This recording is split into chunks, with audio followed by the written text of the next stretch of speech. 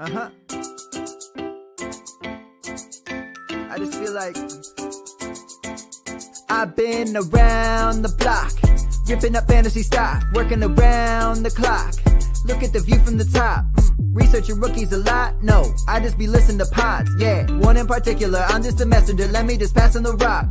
Browning, brunning, pruning, pronouncing ain't what he's doing. What he's doing is not losing, but infusing you with new things. And there's Dennis the Bennett, yeah.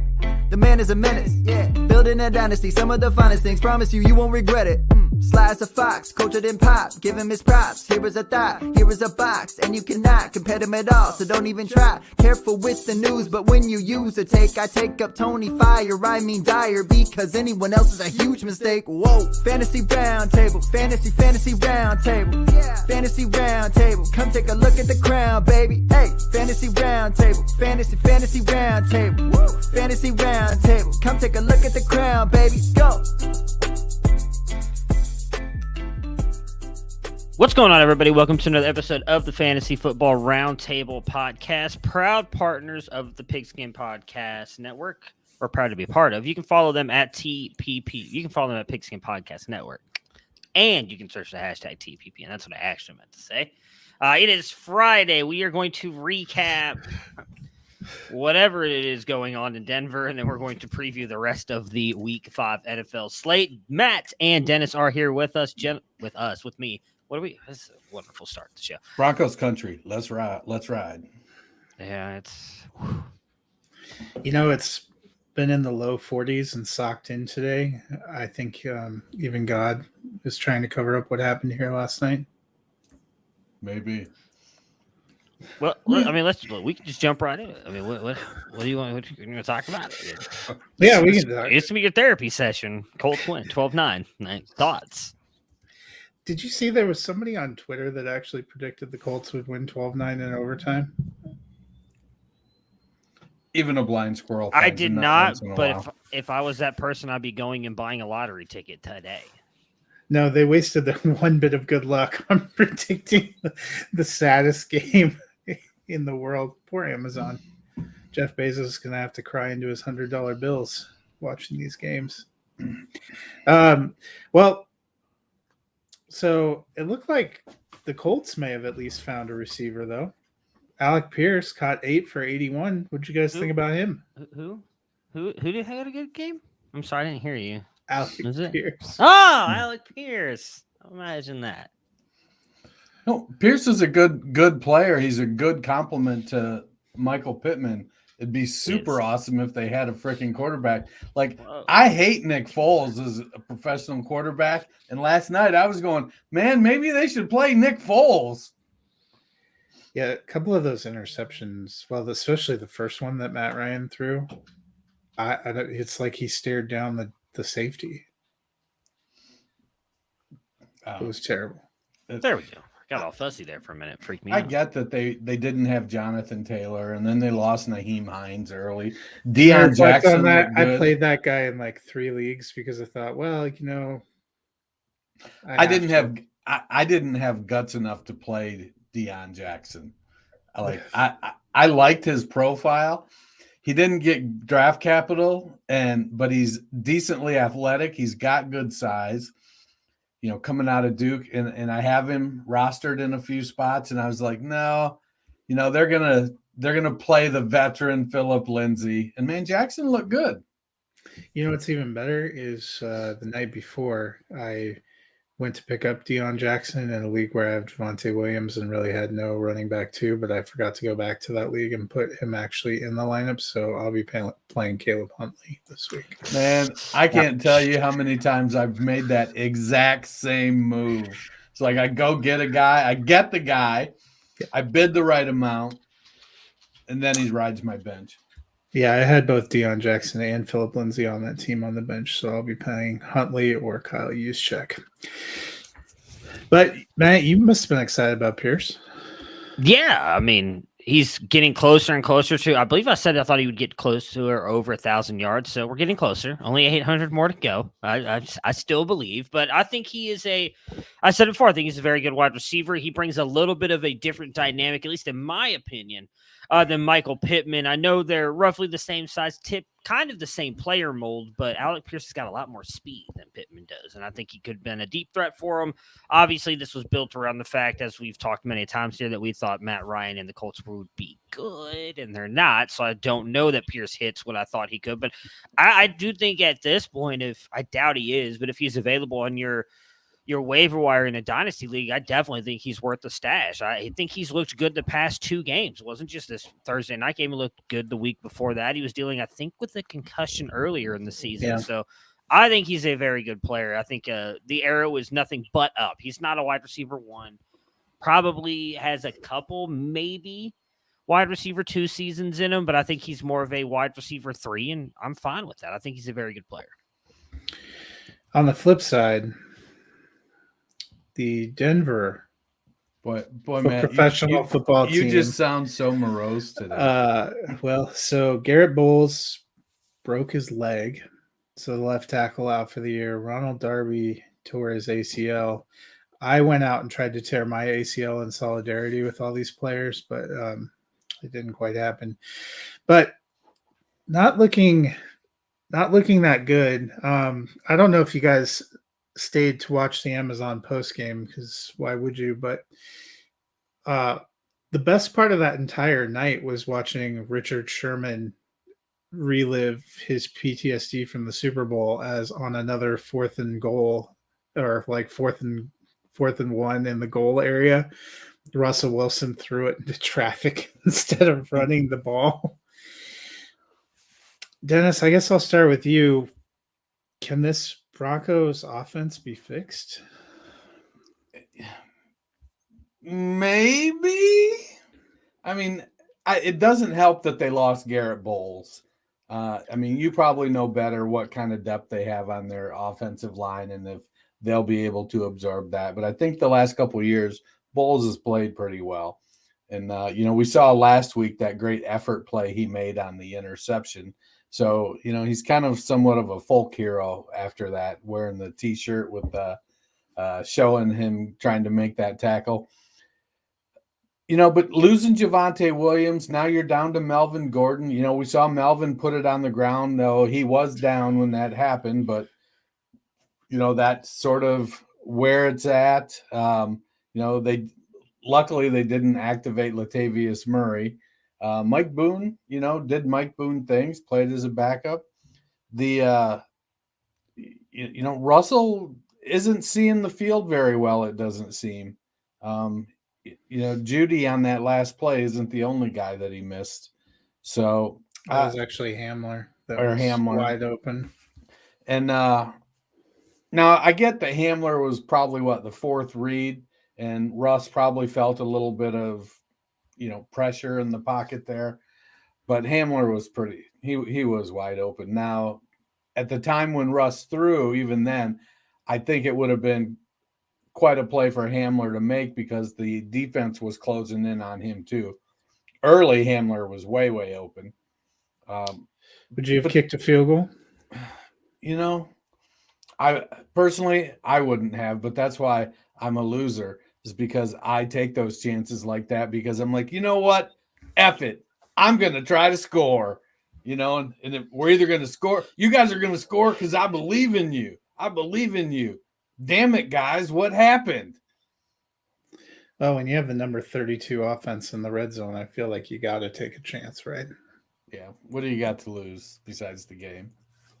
Yeah, I don't mind it when coaches. Dennis and myself talked a little bit about this on Monday's show. Because we talked about the Ravens doing it, I don't have an issue with these coaches doing this because if it works out, we're not criticizing them for the play. We're only doing it now because it didn't work out. I like coaches that go for it and want to actually win the game, not just tie it and hope for the best. So Denver doesn't have a coach. They have a stick figure that stands on the sidelines. I actually coach didn't. in name only. Is that what you're trying to say? Yeah, I wasn't here on Monday. I didn't have a problem with the Ravens going for it. They've actually had some success.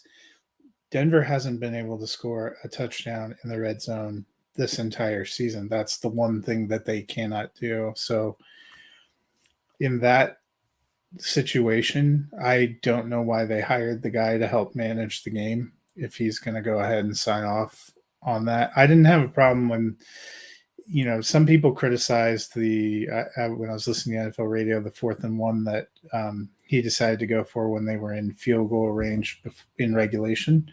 I didn't have a problem going then because, trying to get a touchdown. Some people were critical that they tried to throw into the end zone when it got picked off by Gilmore. That ended up being a bad route and bad throw, but it made sense trying to score a touchdown there and not just sitting back and waiting for a field goal, but the one in overtime.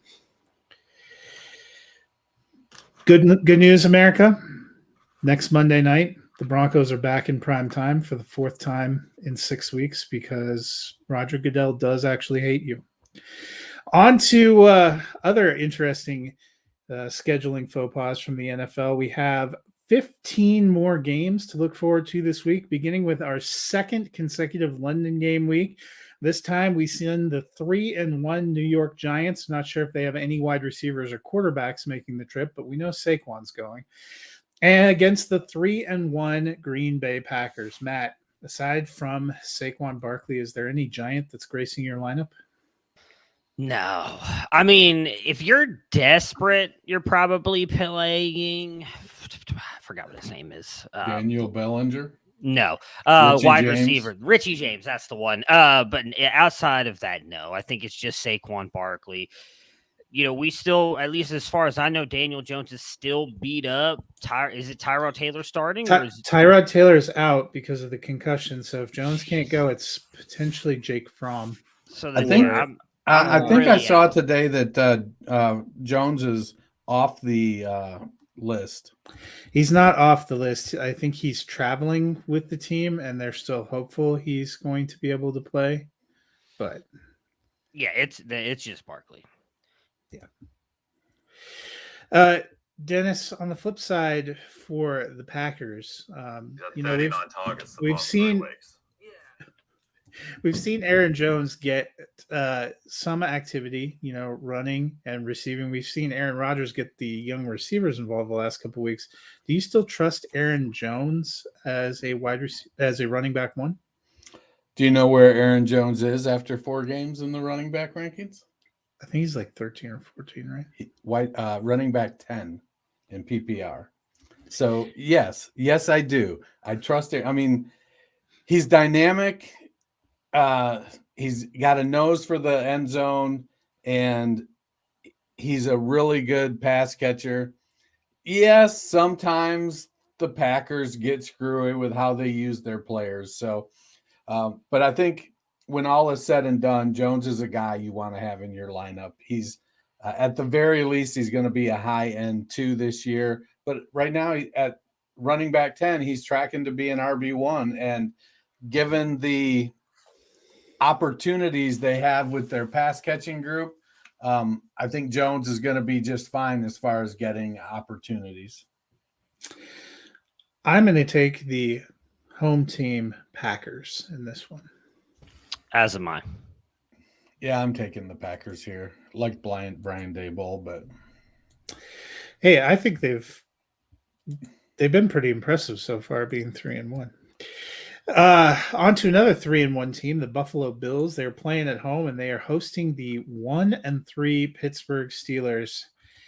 The Kenny Pickett era is officially here. Matt, he's going to make his first start on Sunday. Are you excited?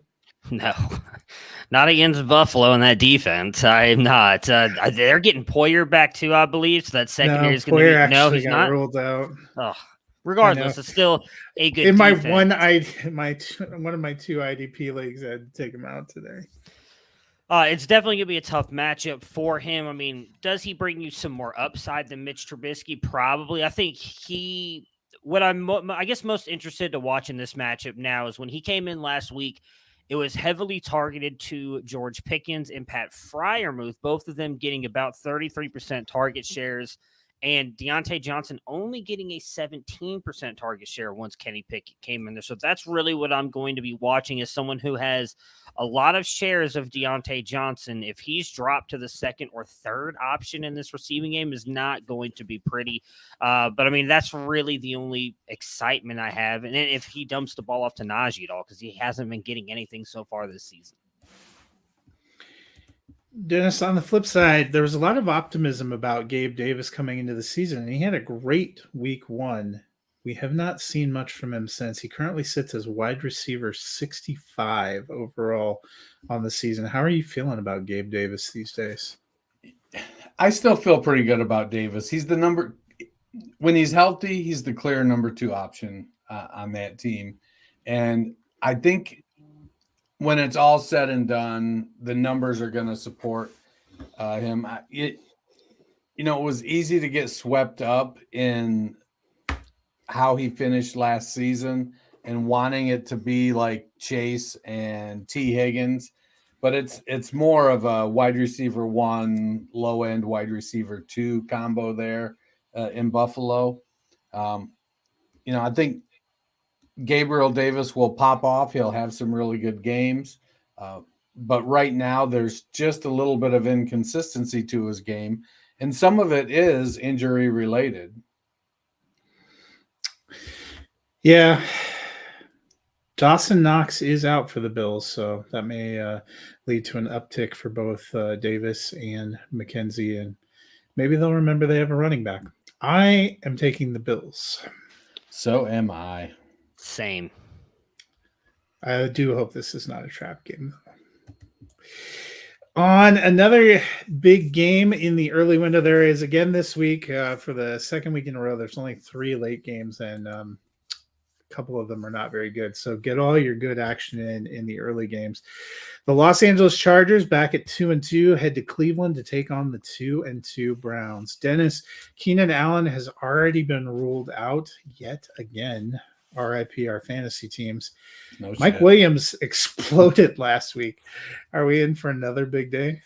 It'd be nice if Mike Williams exploded into the end zone too. Then it would have been a really good day. Mike Williams is he's putting up numbers. He's wide receiver 20 on the season. I think if he can, he's had an odd career. He had like the 1,000-yard season with hardly any touchdowns. Then he had like the 700-yard season with like 10 touchdowns. He's starting to put it all together. He's the thing, him and Josh Palmer are a little bit similar in what they do, being big wide receivers with good speed. So, him and Williams and Keenan Allen are more complementary as receivers versus having to force either Williams or Palmer kind of into that possession role that maybe isn't their strongest suit. But with Keenan Allen out, Mike Williams is the number 1 receiver there after Austin Eckler, obviously. The tight end's playing well. They're getting the red zone threat. Donald Parham back this week. Hell, I think Isaiah Spiller might even be active this week. But no, I love what Williams is doing this year. I would expect another double-digit target game, maybe even double-digit catches. Donald Parham should fire his agent and hire you. Yeah. Matt, on the flip side for Cleveland, we've talked a lot about Nick Chubb, and he's RB2 on the season. He's been great. But Kareem Hunt, RB21 right now. How are we feeling about Hunt? I mean, I think if you've got him, you're starting him. We've seen the past couple seasons that when he's been there, they have a role for him. Not only is he the receiving back, they like to bring Chubb out for not just a couple plays to rest him here and there to keep him fresh. They will pull him out for an entire series and use Kareem Hunt. He gets used more than your typical committee back, so I think you've got to feel good about him. And even especially in this matchup, the Chargers are one of the worst defenses against the run. I think there's a chance that both Chubb and Kareem Hunt have massive games here as the Browns upset the Chargers at home. I was not thinking about this at the time. Really thought I was going to go Chargers because I just believe in Herbert and this team, but another year in a row, and it's a depressing start to the Chargers season. I actually think the Browns are going to be able to pull off the upset here, and I think it's going to be largely because of Kareem Hunt and Nick Chubb. Yeah, and it looks like Clowney's questionable, Myles Garrett off the injury report, and the Chargers lost their left tackle as well. I'm still taking Justin Herbert and the Chargers.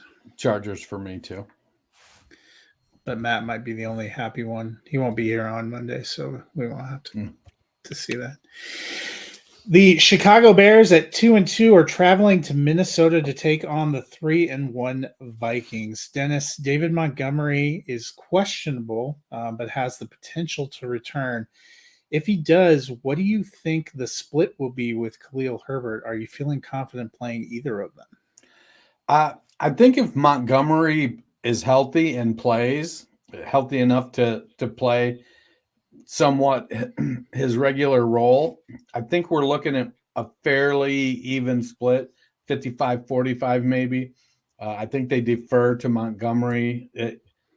If all things are equal, I think they're going to defer to Montgomery a little bit.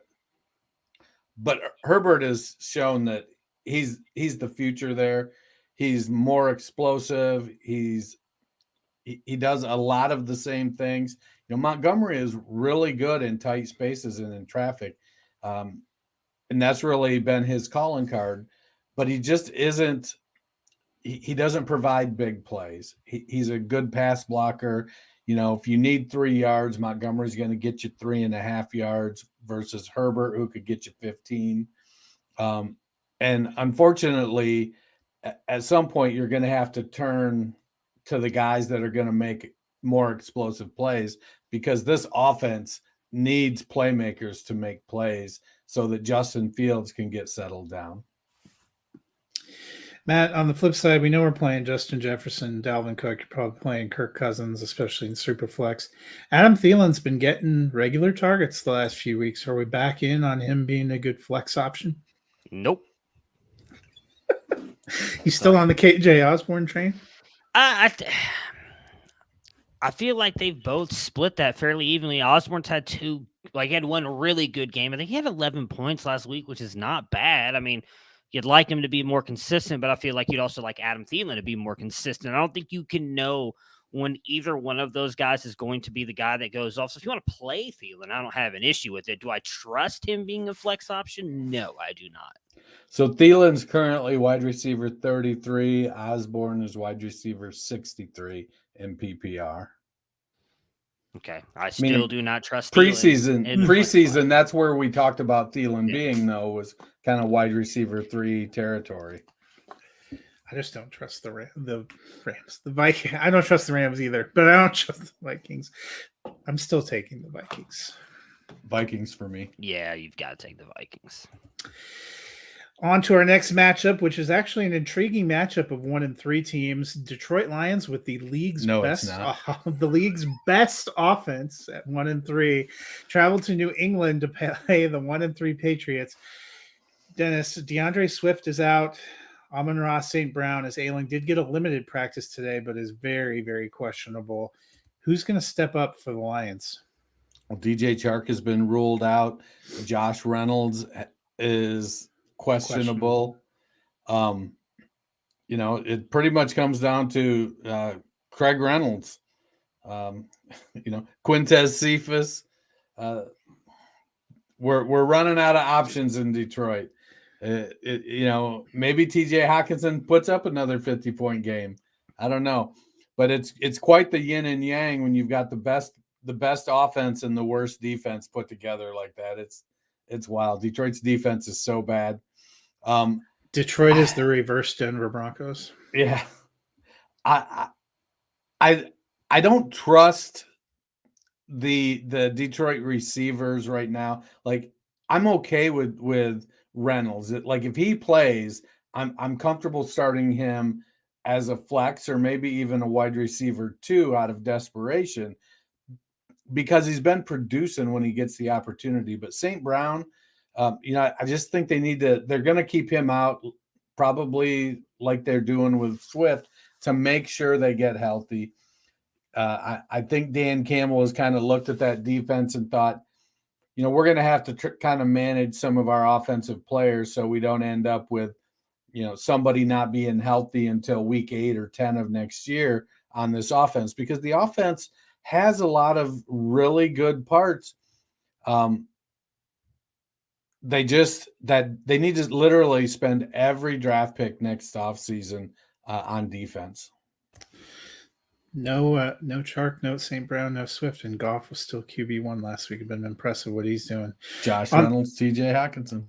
On the flip side, quarterback is an issue for the Patriots, Matt. They put Brian Hoyer on IR. They refuse to rule out Mac Jones, but he is incredibly doubtful. If it's Bailey Zappi, what are you expecting? Probably about the same that we got last week. I mean, Bailey Zappi's not a bad quarterback in the essence of backup quarterbacks in the NFL. I stated this, I think, on Monday, or may have been even last Friday. Like, he does hold the record. Not this really translates into the NFL, but he does hold a record for the most explosive offense, or not explosive, so the most touchdowns and the most passing yards in college. Like, that doesn't happen by accident. He's a good player. And, him and Mac Jones look alike. They somewhat play alike outside of the fact that Mac Jones has a stronger arm. So I don't think it's going to change the offense much at all. And I don't think it's going to change the game plan. I think they're going to continue to rely on Damian Harris and Ramondre Stevenson. And if you want to play a Patriots weapon, good luck. Pray to whichever God you pray to for wins and hope for the best, because they're not going to help you much, I don't think. I mean, Myers might be back this week. He's been trending, but if he's not, then it's the Devontae Parker show and Hunter Henry. Jonnu Smith is still dinged up, so they don't have a ton of weapons. It's going to be iffy. Hunter Henry, having Jonnu Smith, I feel like out is just to get my hopes up that Hunter Henry is going back to 2021 Hunter Henry for him not to get a single target. I am taking the Detroit Lions. I'm going with the Patriots. I just think the Patriots offense will make just enough plays, and their defense is better. Detroit's got depleted weapons, and it hurts me. I'm going to take the Lions as well. The Lions have got to win one of these. I hope you guys are right. The Seattle Seahawks are 2-2. All four teams in the NFC West are 2-2, and they are at the 1-3 New Orleans Saints. Matt, Geno Smith comes in as quarterback 10 through 4 weeks. Is he becoming an interesting streaming option? I think he has to be. There's no way with the season that he is having right now that you can say it is a fluke. Now, am I saying he is one of the best quarterbacks in the league? No, I am not. But Seattle and that offense has found a way to scheme it to what he's good at. I mean, he has a 79% adjusted completion percentage. I believe he has the highest completion percentage through 5 weeks of the NFL season ever for any quarterback. Like, that just doesn't happen by accident. They're doing a very good job of scheming this for him. And I do think it helps the fact that he's got a Tyler Lockett and a DK Metcalf who can go up and get the ball. I think we talked about this last week, right? Like, this is the best weapons he's ever had around him. So, like, I don't think you can completely discount it. I honestly think I'm starting him until he gives me a week or two of bad games before I think about, okay, maybe Geno's back to old New York Jets Geno. But right now, if you're not starting him, you're likely not starting another quarterback who's getting you more points because he's, QB4 or QB3 on the season, something like that. Yeah, so, I mean, you're muted, but I saw QB and looked like a high number. Sorry, he's 10. QB 10. So chances are, unless you're rostering Justin Herbert and Patrick Mahomes, Tua's out. He's, I know, one in the top 10 as well. So you're starting him. End of story. You'd be better off starting him than Russell Wilson. And even more happy for fantasy owners, Metcalf is wide receiver 21, Lockett's 22. On the flip side, Dennis, no Jameis Winston, no Michael Thomas yet again, but it looks like Alvin Kamara is in line to potentially suit up. If he does, are you starting him with confidence? Yeah, again, we've talked several times about when the team clears a guy to play, that you just have to think if he's one of their stars, that they're going to play him and use him in the role that they've traditionally used that player in. And so if Alvin Kamara is good to go, he's good for my lineup, and he'll be in there. I actually just made that change earlier today in the one league that I have him in, and put him into the starting lineup. The Saints have struggled, and a lot of it has been injuries that have led to inconsistency, but their defense is playing well. So hopefully the offense gets just enough out of this. The Red Rifle does his. Taysom Hill gets his 3 carries for 97 yards and 2 touchdowns. Chris Olave does his thing. I'm taking the Seahawks and the Pete Carroll revenge tour. Saints for me. I am taking the Seahawks as well, and you mentioning the Russell Wilson thing prompted me to actually go check my score in Scott Fishbowl, and I'm sure it was not good. Negative 1.84. That's so he'll probably drop after this week, but surprisingly, Russell Wilson was actually QB 14 through 4 weeks, and Tua probably because of the injury actually dropped below Geno Smith after 4 weeks. But Geno top 10. I mean, he's been on a roll. Speaking of Tua, his team, the Miami Dolphins, are traveling to take on the Jets. Dolphins are 3-1. The Jets are 2-2. We know Tua is out. He is not traveling with the team. Dennis, what do you expect from the Teddy Bridgewater era? I expect the guy that got 3 Carolina Panthers wide receivers to top 25. Tyreek's got a little hamstring issue going on. I think Waddle's a little bit dinged up too. But they're going to do what they do. They're going to run the short offense with Teddy Bridgewater. It suits what Teddy does. There are a few backup quarterbacks in the NFL that you have every right to be very comfortable with. Teddy is one of those guys. I don't think the offense changes with Teddy Bridgewater in there. He's not going to run much. He doesn't have the strongest arm. Oh, perfect. Just like Tua.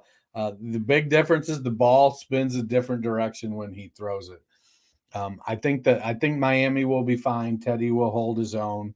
And they'll do what they do.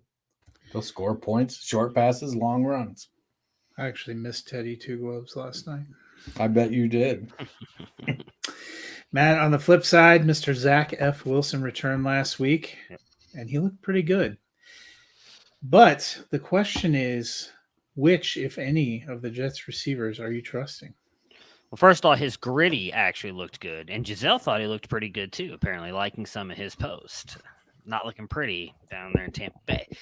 Regardless, I don't really know who to trust. I want it to be Garrett Wilson. Obviously, him and Elijah Moore had pretty good chemistry last year. Corey Davis is having some big games. The one player I trust is Conklin. That's really it. Like, he seems to be producing, whether it's Joe Flacco or Zach Wilson out there. If you have to start, I think if you have Garrett Wilson, you probably have to start him, depending on the makeup of your team. And I do think he's still got a chance for those big boom weeks, but I'm kind of hesitant to trust Elijah Moore until I see it. Like, he was kind of the one last year, but I think Garrett Wilson has already taken that role from him. So I don't know what Moore's role really is in this offense, and I don't know that I can trust him. Yeah, Moore seems like he's been kind of the forgotten player a little bit. And he actually did some of his better games last year when Wilson was out. So I am taking the Jets. I'm going to go with the Dolphins. I just think the Dolphins still have, even with Teddy, too many weapons. Yeah, I'm going to take the Dolphins. I'm all in, apparently, on the worst possible teams. That's a good sign for my picks week. The Atlanta Falcons, 2-2, are heading into Tampa Bay to battle the 2-2 Buccaneers. Matt, Kyle Pitts has been ruled out, but so has Cordero Patterson, who is on IR. Is it Tyler Algier season? I think so. I mean, I don't know that I trust Williams to get a bulk of the carries. Maybe they give it to him, but I thought Algier looked pretty good against the Browns last week. We've been waiting for him to get a little bit more and more. I don't want to get too excited because I would imagine Patterson will be back after the 4 weeks with him going on the short-term IR. But I would definitely be willing to play him this week if you've got him. Wait a minute. Sorry. Looking at the wrong thing here. Yeah, I would not actually. Tampa Bay's defense is really good. I was looking at the Commanders. I thought they were playing the Commanders.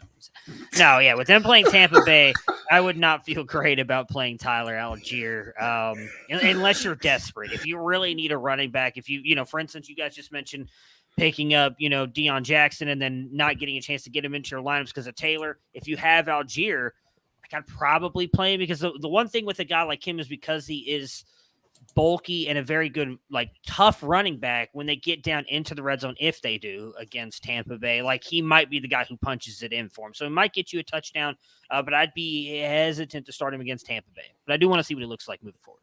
Yeah, the running back situation is not great already because of injuries. Dennis, on the flip side, the Buccaneers have scuffled a little bit of late. Can they get this offense going? I think they can. Godwin is off the injury report this week. Mike Evans is doing Mike Evans things. He's, Evans is putting up a first ballot Hall of Fame career is what he's doing. Brady, he's struggling with the off the field stuff, I think. But Leonard Fournette's there. They're gonna have some. I think Lenny's going to have a pretty good game against this Atlanta defense. Atlanta's got a lot of work to do still. And it's going to be crazy to watch Anthony Ferkser get 9 targets and Twitter lose its shit. That's really what I'm looking for. But no, I think this is a get right game for Tampa. It's at home. It's against a division rival. They've got Godwin back. Godwin has looked good since he come back. So they're as close to having all their weapons as they have been. And who knows, maybe this is the Rashad White coming out. They get up a little lead and Rashad gets to run the ball a little bit instead of just catching it. So, yeah, and you mentioned Ferkser because Cameron Brate has been ruled out with a concussion. So if he was your tight end, get him out. I am taking the Tampa Ferkser's Bay. on Atlanta. Oh, is he on Atlanta? Yeah. Okay, both these tight ends are out, so get them both out of your. In fact, tight end might not be the position. Oh, yeah, that's right. I forgot they took Ferkser. I don't know who the backup is in Tampa Bay. Then is it Otten? Yeah, Cade Otten. Yeah, Cade Otten. Or Kyle Rudolph. I guess they could advance him up from. Either way, I'm taking the Buccaneers. Me too. Same. On to our next early window game. The Anthony Ferkser's former team, the Tennessee Titans, at 2-2, traveled to battle the Washington Commanders, who are 1-3. Dennis, Treylon Burks has already been ruled out. Aside from Derrick Henry, are you confident starting a single Titan? Depends. Confidence is kind of a spectrum. If it's 1 to 10, I'm a 9 with Derrick Henry, but probably a 5 or a 6 with Robert Woods. But somebody's got to catch the ball besides the other team when Ryan Tannehill throws it. And that's probably going to be Robert Woods. It would be cool as hell, though, to see Josh Gordon get activated and do a couple Josh Gordon things for Tennessee. Not that I would start him. Don't hear my words as that. Don't start Josh Gordon if he's active. But no, Robert Woods he's going to probably put up an okay game. But Tennessee's offense in general just hasn't been doing a lot. So Derrick Henry's the guy you want. And then Woods is a flex-worthy play at best. Josh Gordon's like fetch. It's not going to happen. Yeah. On the flip side, Jahan Dotson's been ruled out. Curtis Samuel dealing with a little bit of an illness. Is this finally going to be a big Terry McLaurin day? I mean, we hope so, but at this point, I doubt it. I don't know. Carson Wentz, he's just been playing bad. He looks so good to start off the season, and now we're getting bad Wentz again. Maybe after a couple weeks of bad Wentz, we get good Wentz, which will be good things for Terry McLaurin. But I think I'm kind of all out now on Washington. Antonio Gibson feels like he's about to be benched for Brian Robinson. Logan Thomas started off the season hot. He's come back down to earth. This whole team is just bad. I mentioned it a couple weeks ago. I think, unfortunately, Ron Rivera could be out of a job. I think that could happen sooner rather than later at this point. Logan Thomas among the wounded you have to watch out for at tight end. He is highly questionable as well. I'm still taking QB9 on the season, Carson Wentz and the Commanders. Me too. Give me the Titans. This might be. I hope to not watch a single second of this game. Is all I have to say. You know what? You'll be watching this game when in like the third quarter, Malik Willis and Sam Howell are both playing. My God. The 0-3-1 Houston Texans travel to Jacksonville to take on the 2-2 Jaguars. David Pierce is RB14 on the season. We know you are playing him in your lineup, Matt. But aside from Pierce, any Texans that you're interested in? Nope.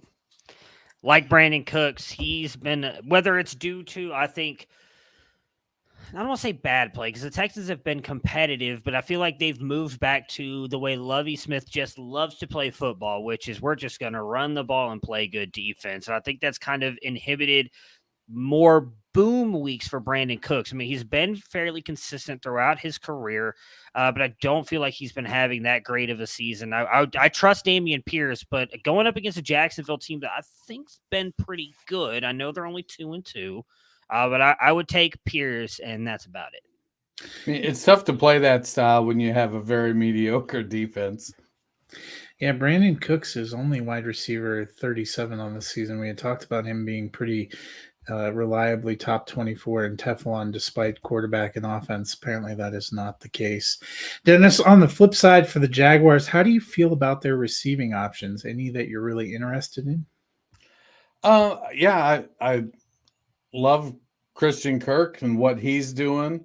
Zay Jones has been going off. I probably prefer Zay Jones over Marvin Jones at this point. And it's, the team is starting to rally. Robinson and is looking good. ETN is having some issues. He's not very consistent. But Christian Kirk has lived up to the dollars they paid for him. The question will be, can he keep it up all season long? But he's really developed a nice connection with Trevor Lawrence. Lawrence looks for him, and Lawrence looks for Zay Jones too. So it's only 5-6 years too late on Zay Jones for me. But the Jaguars have developed into a fairly consistent team. They don't have a super high ceiling yet, but I think they're laying a really good foundation this year. Yeah, and Christian Kirk is currently wide receiver 10 on the season. I am taking the Jacksonville Jaguars. Jaguars. My bad, for yeah. me. I thought I was unmuted. The Jags as well. On to the first of 3 late window games, and boy, is it a doozy. The 2-2 San Francisco 49ers travel to take on the 1-3 Carolina Panthers. I just know this is going to end up on most people's televisions probably as the national choice in the afternoon window. Dennis, what are we doing with George Kittle? If he's playing, you're starting him. I don't know what else you can do. He's a good tight end, can be inconsistent because of injuries, and I just think you have to put him out there if he's in the game. I think Jimmy G clearly has a ceiling, and he's not going to be able to support Ayuk and Debo and Kittle all with the passing game. But they're playing the Carolina Panthers, which, he's probably not going to need to support any of the 3 of them because Jeff Wilson will rush for 200 yards against the Panthers. But no, if you Kittle is still a top 5 tight end. And if you roster him, you paid probably a 6th round or better pick for him to get him in redraft leagues. And so you're starting him. Matt, on the flip side, another sad story is the Carolina Panthers offense and our friend DJ Moore, who is currently wide receiver 51 behind the likes of Nelson Aguilar and Zay Jones and Greg Dortch in fantasy scoring this season. How are you feeling about DJ Moore? Not great, Bob. Not great.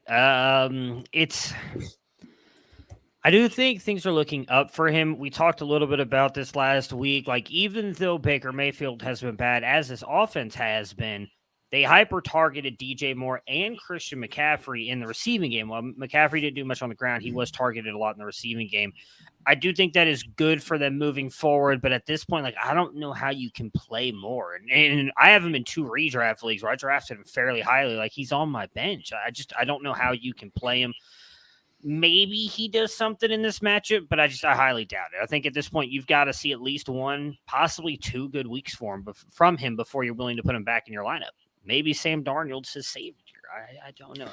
That's so crazy to hear. And people are going, yeah, he is. Of course. I read some tweet today. They said if Sam you know what? It was our friend John in his News or Noise.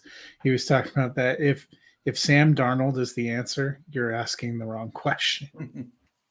I am taking the 49ers. So am I. Yeah, I would have been shocked if you took the Panthers. Our second late window game, the 3-1 Dallas Cowboys at the 2-2 Los Angeles Rams. Matt, can Cooper Rush win his 4th straight for the Fighting Dallas Cowboys? Man, I'm going to have to give up my hater card here, but I think so. The Rams have not, specifically, in my opinion, looked very good on defense. That front's still ridiculous, I think mostly because of Aaron Darnold, my goodness, Aaron Darnold. I got Sam Darnold on the brain. Freudian slip. I need DJ more bad than Sam Darnold. I need you bad. Yeah, I mean, he's been playing really well. I think if Cooper Rush continues to play this way, like, why I can't believe I'm saying this. I believe there's a chance they just hold Dak out until after the bye week. Like, why rush him back? Play the hot hand. Play the kid who's winning you games. Who's play the hand that can offense. Actually grip the ball. Yeah, I mean, he's looked good though. I think that he can win this game. I think it's going to be very competitive, even if it's not because of Cooper Rush, but because of how bad the Rams' offensive line is and the defense that the Cowboys have. That is very good. I think they're one of the defenses that's not being talked about enough, especially with Micah Parsons in that secondary. Dennis, on the flip side, in his press conference earlier this week, our friend Matt said that it wasn't Allen Robinson's fault that he wasn't getting involved. Can the Rams find a way to get Allen Robinson involved? Yeah, you can. I mean, but will they? I mean, throwing the ball to Cooper Kupp 32 times a game is working for the most part. You know, I saw an interesting stat that, like, Robinson is like top 5 going into last weekend. First 3 weeks, he was like top 5 in end zone targets. So, you know, he's getting some opportunities. He's not converting them. Some of the issue with Robinson, I think, is he's got to adjust his game just a little bit, because he may have lost like a half a step. And so some of the things he was able to do downfield 3 years ago, he isn't quite getting the same separation. And so now he needs to kind of figure that out. And whether some of that is preventing him from changing directions well enough, because, you know, Cooper Kupp isn't necessarily fast, but he's really good at change of direction to get open for somebody that's 6'2". Kupp is excellent at change of direction, and that's what creates space for him. I think that they're going to try to scheme some more for Allen Robinson to try to get him open.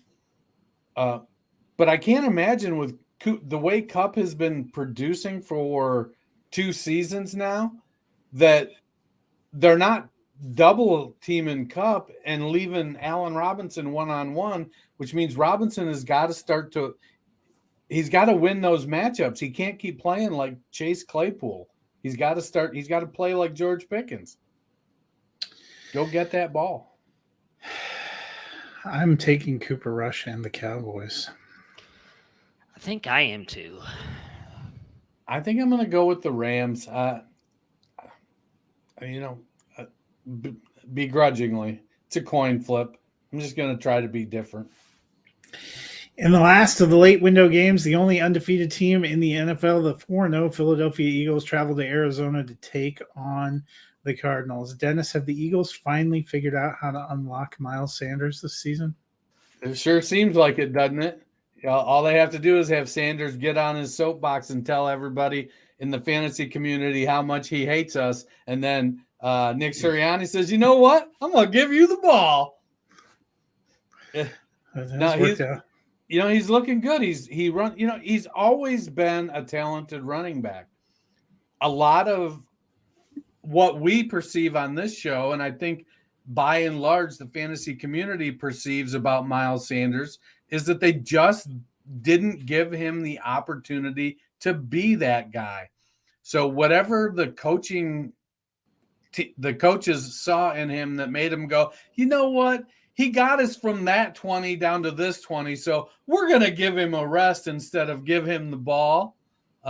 They seem to be over that a little bit. And because it was crazy. They would pull him for Boston Scott when they got inside the 5-yard line. That was just ridiculously frustrating. So, yeah, it seems like they have. Miles Sanders, RB9 on the season so far. On the flip side, Matt, for the Cardinals, you're probably starting Kyler Murray and Marquise Brown. Is there any other Cardinal you're interested in?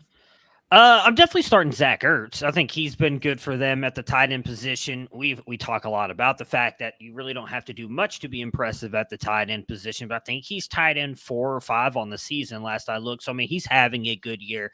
I'm fine starting him. I don't know that I'm starting any running backs, though. I mean, James Conner we talked about it, right? He lived and died with touchdowns last year. He's not really getting those. They're still passing the ball. Kyler Murray's getting rushing touchdowns.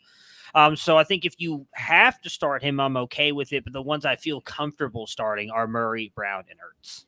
Yeah, Conner only one touchdown total through 4 weeks. He had 18 last year. And you are right. Ertz is tight end 4 so far on the season. You know what I found crazy about the Cardinals is that unsigned journeyman free agent was turning all those targets into production, and they sit him, and Rondale Moore gets 3 catches for 11 yards. Come on, Cliff Kingsbury. 3 catches for 11 yards. Fall off a cliff, Kingsbury. Fall off a cliff. I am taking the Eagles. So am I. Same here. Sunday Night Football is a good matchup in Matt's division, the AFC North. The 2-2 Cincinnati Bengals travel to take on the 2-2 Baltimore Ravens. Matt, there's a poor pass defense in the Ravens area. Does that mean big things for Burrow, Chase, and T. Higgins? We hope so, but that doesn't mean that it's going to happen. I do think that all 3 will be in for good games. The T. Higgins and Burrow, I think, will be fine. Very curious to see what happens here with Chase. He's been bracketed a lot this season. It has really affected his fantasy scores. I want to see what Baltimore does with him, though, and against him. They did not play very well against the Bengals last year, but apparently there's been a lot of trash talk between the Bengals and the Ravens. I think it's going to be a very good game, and I think they'll be able to shut down Mixon, which is going to force them to pass the ball. Dennis, we figure it to be an up-tempo game. Rashad Bateman has been ruled out. Is there any other Ravens receiver that interests you? Well, Devin Duvernay has been producing when given an opportunity. Some of what Duvernay does is he's a inside guy, seam guy, much like Mark Andrews. And there are pundits out there that think that part of the reason Bateman and Jackson struggle is Jackson isn't great at throwing outside the hashes. I think Jackson's a competent quarterback. He's dynamic. And Devin Duvernay is going to be the guy that's kind of leading the wide receiver charge for the Ravens against the Cincinnati Bengals. I went back and forth on this one. I'm taking the Ravens. Bengals for me. Bengals for me. I guess I just believe in the home team, or I like losing. Based on my record this year, I'm going to go with the latter. Monday Night Football is an AFC West battle. The 1-3 Las Vegas Raiders. Josh McDaniels, thank you. Or you're welcome for your first courtesy win, courtesy of our team sucking, take on the 3-1 Kansas City. That was very courteous Chief. of you. Let me tell you, the only thing worse than seeing the Broncos give Josh McDaniels his first win is having to spend 6 hours in the Las Vegas airport with jubilant Raiders fans waiting to go home. Matt, Hunter Renfrow is tracking to potentially be back this week. Do you think he's going to get back involved, or is he losing his spot to Matt Collins? He's not losing his spot to Matt Collins. As soon as Hunter Renfrow is back, Matt Collins will go back to being like the third, fourth, fifth, or on the bench option. I do not think while he has been productive, I think if you've been using him the past couple of weeks, get ready for the sad face emoji because it's not going to happen anymore. Hunter Renfrow, again, if he plays, but I think he is just too dynamic not to play. And I actually think that's a good thing for Devontae Adams and Darren Waller because once he starts getting back into the groove of the offense, defenses won't be able to solely focus on those two. And it might actually allow this Raiders offense to open up a little bit more. Or it could just mean Josh Daniels fucks it up even more. We'll find out. But I think him coming back is only good things for the rest of that offense. I think the quintessential Josh McDaniels season would be going 2-15 with both those wins being against the Broncos. Dennis, on the flip side, Clyde Edwards-Helaire has been pretty good. He's running back 4 through 4 weeks, but we've seen Isaiah Pacheco continuing to get more and more touches or in more and more relevant spots in the game. Do you think that continues here on Monday night? I think Pacheco is a game script dependent running back. If Kansas City's in a close game, then the running back duo is Edwards-Helaire and Jerick McKinnon. If Kansas City's winning big, then the running back duo is Jerick McKinnon and Isaiah Pacheco. So early on, it's going to be CEH with the occasional spell from Pacheco. Now, what they do is they trust Pacheco, but Pacheco has not had a target all season. So they're not throwing the ball to him at all. If they're going to pass the ball, it's going to be CEH or Jerick McKinnon in there. Now, could I see an opportunity where Pacheco passes McKinnon on the depth chart over the next few weeks? He could. I don't think there was really much of a shortcoming with his in the passing game coming out of college. But in the NFL, you kind of have to earn your chops there. And the best way to do that is to not let your quarterback get hit. And so I think Pacheco will get some opportunity as time goes on, but he's going to be game script dependent when it comes to how many touches he's going to get. So if it's a close game, I think you're looking at 5 or 6 touches for Pacheco. If Kansas City gets up by 10 or 14 points, then I think you're going to see more Isaiah Pacheco, and he could conceivably get 12 to 15 carries. I'm taking the Chiefs. Chiefs for me too. Same here. Well, that will do it for the Friday preview. Hopefully everybody has a great weekend. I can guarantee we'll see at least one touchdown on Sunday, which is more than we can say for the Thursday night football game that we all just endured. On Monday, Dennis and I will be back to look at all of the Sunday slate games.